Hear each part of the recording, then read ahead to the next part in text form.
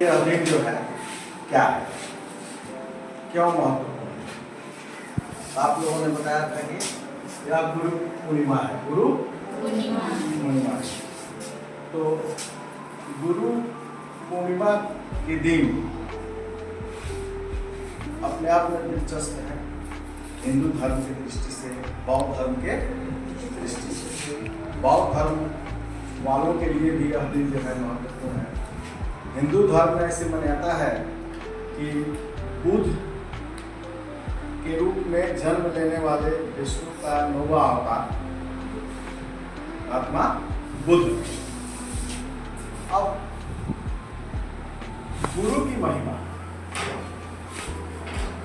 कबीरदास अलग पर कहते हैं कि गुरु गोविंद बहुत है काकू लागू बलिहारी गुरु आपने गोविंद दियो बताया, नहीं समझाया। वो कह रहे हैं कि एक तरफ गुरु खड़े हैं और एक तरफ भगवान स्वयं भगवान खड़े हैं और आप शिष्य हैं। तो सर्वप्रथम आप किसको प्रणाम करिएगा? गुरु को। गुरु को क्यों करिएगा भाई?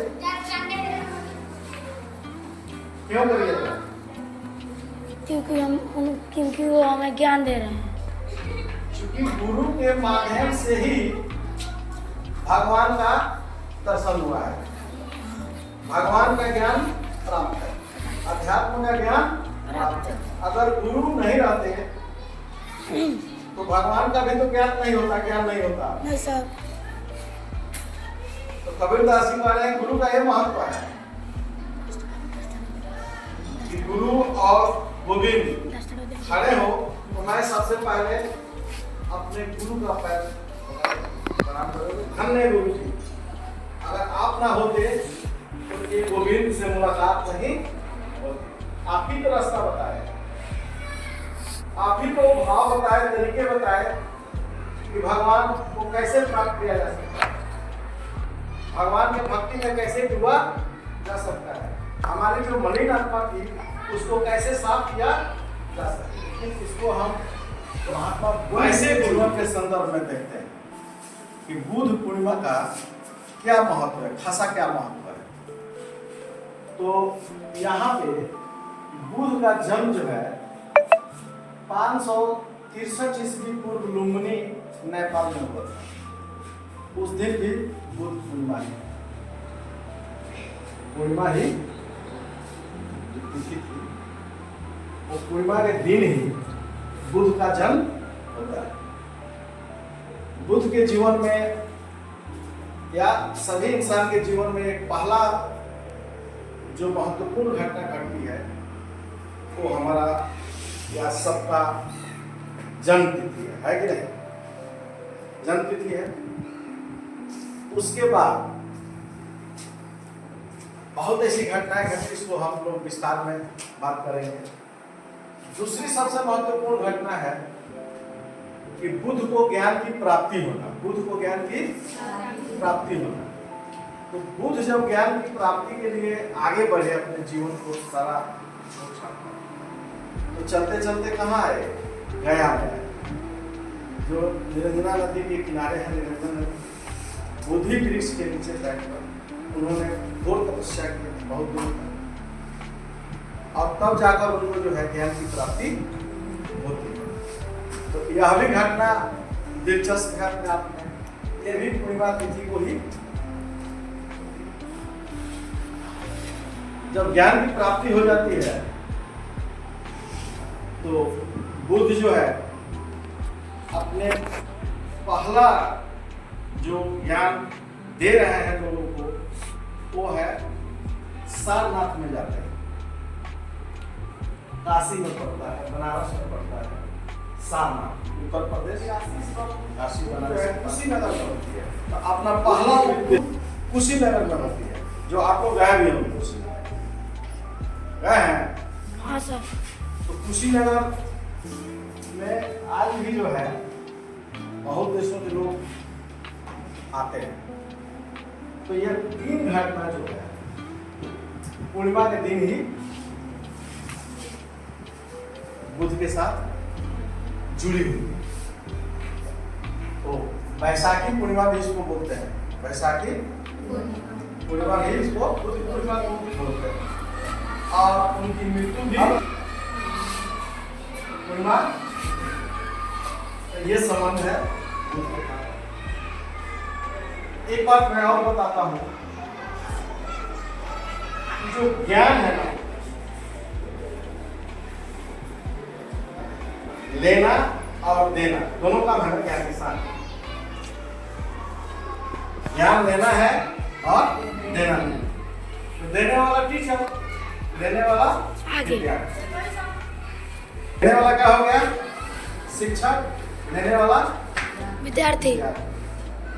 तो दोनों का एक मतलब क्या हो? क्यूरियोसिटी हो, भाव कि हमको लेना है, ज्ञान को ग्रहण करना है, ज्ञान को।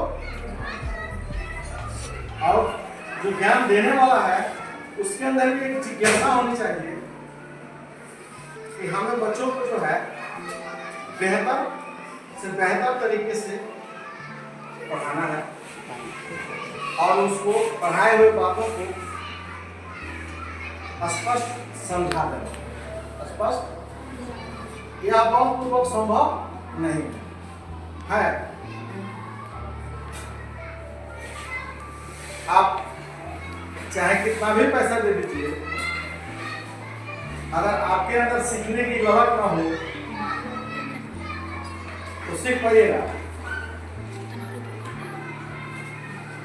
और सिखाने की मेरे प्रति ललक ना हो कि बच्चों को अच्छा से अच्छा सिखाना है, पढ़ाना है, ज्ञान देना है, तब तक वो भी संभव नहीं। तो दोनों जो है टू वे कम्युनिकेशन, लेना और देना। तो देने वाला भी जागरूक रहेगा और लेने वाला भी जागरूक रहेगा, तब जाकर बात बनेगी। तो शिक्षा दे रहा है उसको भी जागरूक करना पड़ेगा, और जो शिक्षा ग्रहण कर रहा है विद्यार्थी उसको भी जागरूक करना पड़ेगा, तब जाकर बात करेगा। ये वन वे नहीं है, एक रास्ता नहीं कि मैं बोलूं और आप चुपचाप करें। आप बोले और मैं चुप करूं। जब टीचर और स्टूडेंट में जब तक कन्वर्सेशन नहीं होगा, वार्तालाप नहीं होगा, विचारों का आदान प्रदान नहीं होगा, तब तक शिक्षा का फ्लो होगा। शिक्षा एक जगह से दूसरी जगह ट्रांसफर होगी नहीं होगी। तो दोनों में आदर का भाव होना चाहिए, सम्मान का भाव होना चाहिए। अब होता है कि टीचर को, स्टूडेंट को अपने टीचर का मान सम्मान देना चाहिए, तो टीचर को भी अपने विद्यार्थी का मान सम्मान भी देना चाहिए, दोनों। अब उधर सभी कैसे? तो आपका मान सम्मान यही है कि जो बैड हैबिट है मेरे पास वो आपके सामने उजागर ना हो, क्योंकि उसका दुष्प्रभाव आप पे ना पड़े। समझ रहे हैं? ये चीजें होनी चाहिए। और भी बहुत सारी चीजें हैं जो आप जानेंगे। अभी तो यात्रा शुरू है, यात्रा शुरू है, अभी बहुत जरूरी बाकी है। तो अभी हम लोग यही फोकस किए कि गुरु के प्रति श्रद्धा होनी चाहिए। पहले गुरु सब कुछ हुआ करते थे, आज जो भी सफल व्यक्ति है ना वो नाम बदल दिया गया है, मेंटरशिप दिया गया है। क्या दिया गया है? मेंटरशिप या कोचिंग का कोर्स होता है। उसी तरह आपको जीवन में बढ़ने के लिए सबसे पहला कोच कौन है? आपके माँ बाप। आपके जीवन का सबसे बेस्ट मेंटर, बेस्ट कोच कौन है? आपके माँ बाप। उसके बाद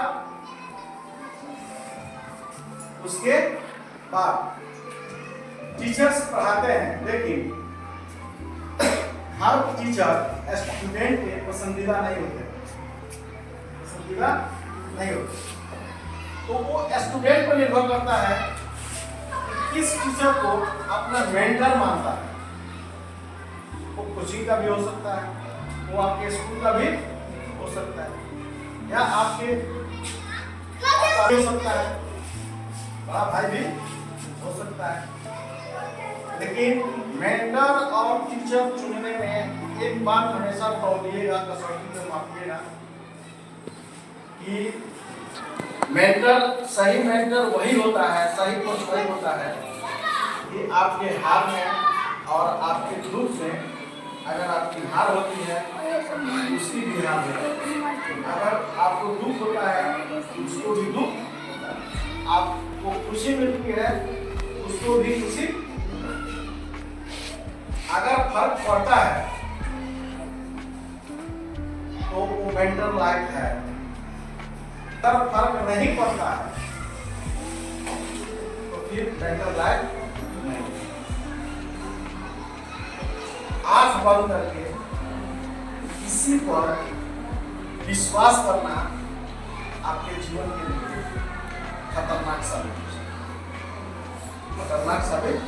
सकता है। तो होशियारी रखनी है, अपने बुद्धि विवेक का इस्तेमाल करना है। आप समझ रहे हैं? तो गुरु के नाते, गुरु के चुनाव में आपको आज मैंने यही सहयोग किया कि हमेशा आपको यह देखना है कि गुरु का एटीट्यूड क्या है। ये गुरु बनाइए, टीचर भावना है कि मेंटर बनाइए, तब जाकर आपकी लाइफ जो है एक सही दिशा में होगा। अब मेंटर गलत हो जाएगा तो आपका जिंदगी का डायरेक्शन भी गलत नहीं हो जाएगा। तो ये चीज है, टीचर्स के प्रति श्रद्धा रखिए।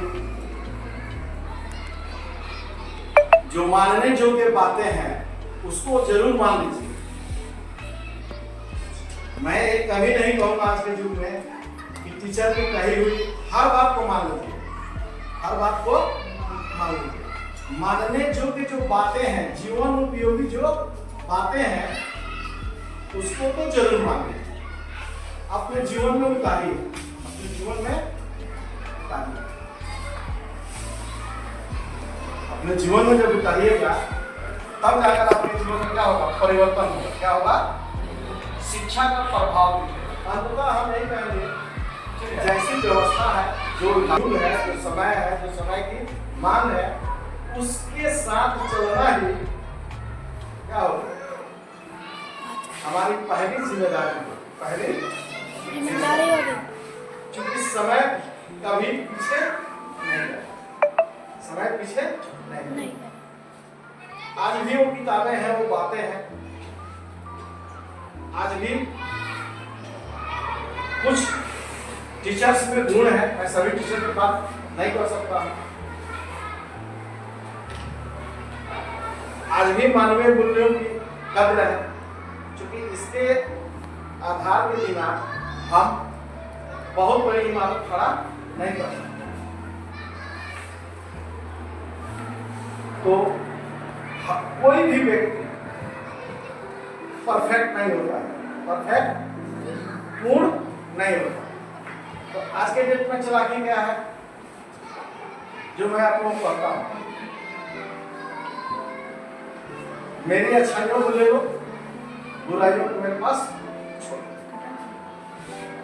आप कहीं भी जाइएगा इस प्रोफेशनल जुग में, तो कोई परफेक्ट नहीं है, सबके अंदर कुछ ना कुछ कमियां हैं। तो आप कमियों को देखोगे तो भटकोगे। सर जी की अगर 2 कमियां हैं और 50 खूबियां हैं, तो आप सर जी की 50 खूबियां ले लो, 2 कमियां उनके पास छोड़ो। हंस का काम क्या है कि अगर पानी और दूध दोगे तो दूध को पी लेगा, पानी को। ऐसा नजरिया रखना है, बनाना है। बहुत सारे टीचर मिलेंगे,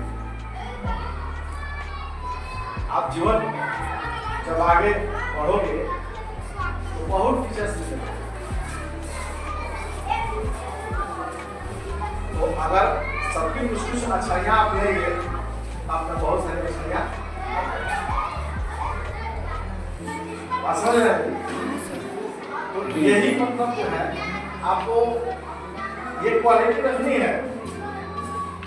अगर इस तरह के आप अपनी मनोवृत्ति नहीं रखते हैं तो फिर आप उलझ जाएंगे, अपने जीवन के क्षेत्र में क्या होगा, उलझ जाएंगे। उलझ जाएंगे। आपका जो विकास होगा, जितना होना चाहिए वो नहीं होगा। तो बुद्ध पूर्णिमा के